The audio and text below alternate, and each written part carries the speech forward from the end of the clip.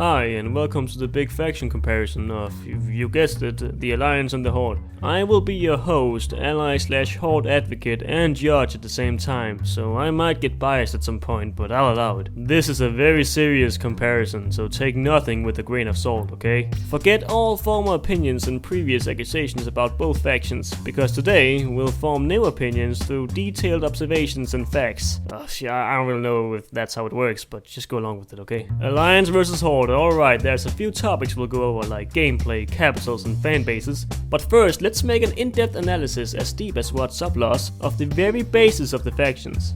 The races.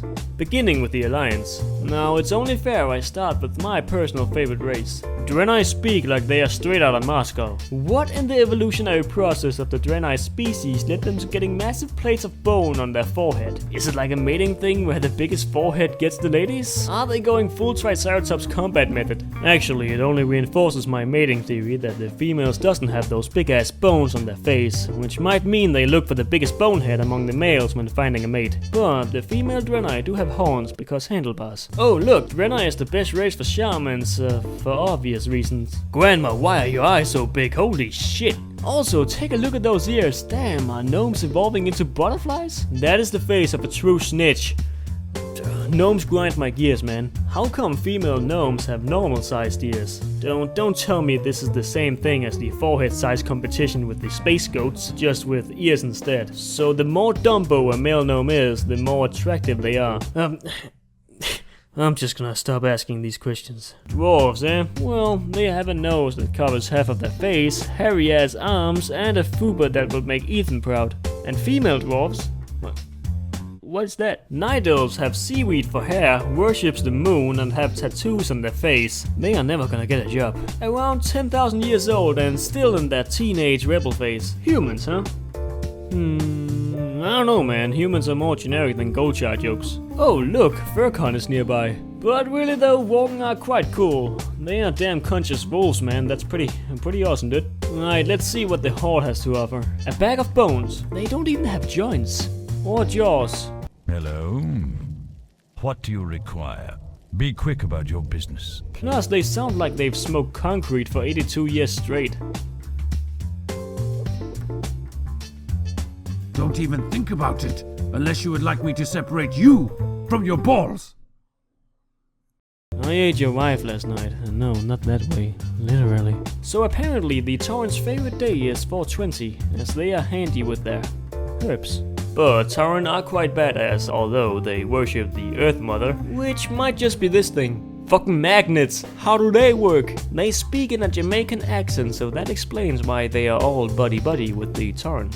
Don't you have a mailbox to dance on? Pandaren can choose either one, so I'm not counting these fluffy target dummies in. So on the Alliance side we have space goats with possible weird mating traditions, punchable butterflies, moon and makeup, generic gyms, hairy loners and fairy generic gyms, while the Horde have talking snakes, ICP, really badass ball destroyers, assholes, and how does the these even work, man? With these two groups of things, it's really just pick your poison, I guess. But where do all of these creatures reside? Capitals of the Alliance. Hippie Paradise, a fortress inside a mountain, a hole in the ground, a freaking interdimensional spaceship with a godly creature inside of it. How are you gonna top that? A poison-filled wolf den, and a city neglecting its inhabitants' wishes to go for a walk in the park. 1 second, why is it that Stormwind is split in colors? Can't they navigate without it? We have to do a hidden run to get this information, Captain. Alright, what's the location? Old Town, sir. What part of the city is that? Old Town is the red part of the city, sir. You can't miss it. Oh, perfect. Red as the blood that will be spilled. Why is it red? I don't know. I see that as a major strategic flaw. Whatever, let's move on. Capitals of the Horde. A spiked fortress in the desert, also known as Trogama. The second elevator bus city featuring Where the fuck am I? And the city that doesn't fit at all into the Horde. We have spikes, totems and slime, but then this comes into the picture. Clean marble and fancy decorations. It is red, so that's good, I guess. And it earned some extra Horde points for having Mufasa's murderer. Okay, you named the cities and talked a bit about them, so what? You ask? Well, to further develop our opinion, I have some info to share with you. According to WoW Wiki, Orgrimmar has a population of 15,000, while Stormwind has a population of over 200,000 people. That is double the amount of inhabitants than all the Horde capitals put together. This can't be real. It says here there are 20,000 High Elves in Stormwind. High Elves? That's almost twice the amount of orcs in fucking Orgrimmar. Orgrimmar.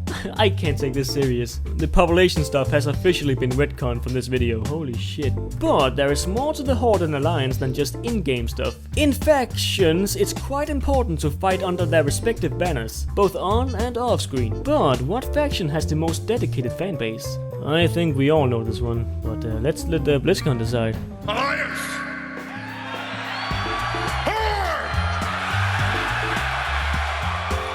Killer Squad 666. Yep, surprise surprise, the Horde won. Although it can get quite cringy at times, the Horde definitely have a more dedicated, proud fanbase. You can also see that in game. There's approximately the same amount of players on both sides, but as an Alliance player myself, I must give it to the Horde. Yeah, suck. Gameplay-wise, the two factions might not seem to be too far from each other, but racials play a huge part in their strengths and weaknesses. For example, the Alliance is mostly focused on PvP racials like every man for himself, Stoneform, Gift of the Naru. Can also be used in raids, but it's not as effective there. Escape Artist and Shadow Meld, cause honestly, when did you last defeat a raid boss by Shadow Melding? Oh yes, I almost forgot the most important one. Two forms. While the Horde do have some PvP racials, their PvE game is much stronger, with racials like Blood Fury, Berserking, and that critical mid-raid Cannibalize. While Blood Fury and Berserking are good for burst and PvP as well, survivability is often valued higher there than straight up damage boosters, while that doesn't really matter in raids. And to anyone who says Horde is just as good as the Alliance for PvP, look at this. So after all of these hard-hitting observations and theory crafting, what faction is the best? Add some lore to what we learned today, and we have a bunch of weirdos who allied with aliens, have that one race you either love or hate, is led by a leader with connections to gods, have problems with bonds in their alliance, have a fate to guide them, had a war hero and prodigy go kinda insane, are in the same evolutionary family, and are a flaw in the Titan's grand plan, which is what makes them unique. So, ask yourself, are the Horde and Alliance so different? Whoa, what a twist, great ending, man. 10 out of 10, not cheesy at all. Thank you. It's great stuff, man. Great stuff.